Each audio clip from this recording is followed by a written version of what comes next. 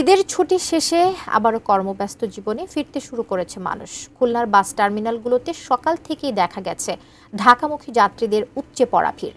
বিস্তারিত জানাতে সোনাডাঙ্গা কেন্দ্রীয় বাস টার্মিনাল থেকে সরাসরি যুক্ত হচ্ছেন খুলনা বিভাগীয় প্রতিনিধি মোহাম্মদ অসীম। অসীম, কি অবস্থা? কর্মব্যস্ত জীবনে মানুষ আবার ফিরতে শুরু করেছে, জানাবেন।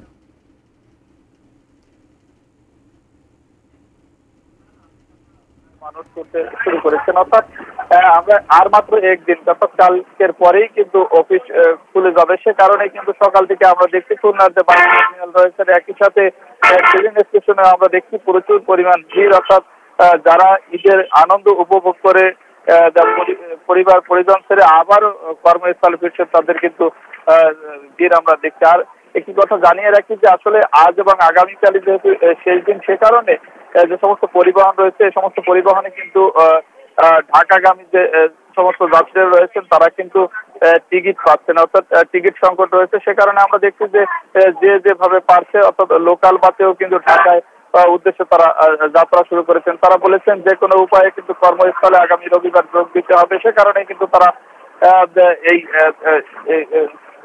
ঈদের তারা কর্মস্থলে ফিরে যাচ্ছেন। আর একটি বিষয় আপনাকে জানিয়ে রাখি, এখন পর্যন্ত আমরা সকাল থেকে যে খুলনা কেন্দ্রীয় বাস টার্মিনাল রয়েছে এখানে এসে টিকিট কালোবাজারি এমন কোনো খবর পাইনি, কারণ এখানে যৌথ বাহিনীর কয়েকদিন ধরেই অভিযান চলছে। সে কারণে কিন্তু টিকিট কালোবাজারির সুযোগ হয়নি। একই সাথে টিকিটের যে বাড়তি দাম সেটিও নেওয়ার কিন্তু সুযোগ খুলনার এই সোনাডাঙ্গা বাস টার্মিনালে থেকে পাইনি। আর একটি বিষয় জানিয়ে রাখি যে কিছুটা বিলম্ব হচ্ছে পরিবহনগুলো ছাড়তে। তার কারণ হচ্ছে যে বিভিন্ন জায়গা থেকে আসতে যানজটের সৃষ্টি হয়েছে। সে কারণে আমরা দেখছি যে সকাল থেকে যে সমস্ত গাড়ি ঢাকা এবং চট্টগ্রামের উদ্দেশ্যে খুলনা সোনাডাঙ্গা বাস টার্মিনাল থেকে ছেড়ে যাবে, তাতে 20 থেকে 30 মিনিট করে প্রত্যেক পরিবহনই বিলম্ব হচ্ছে। তার কারণ হচ্ছে রাস্তা এবং বিভিন্ন জায়গায় যানজটের কারণে। তবে একটি বিষয় দেখেছি হচ্ছে যে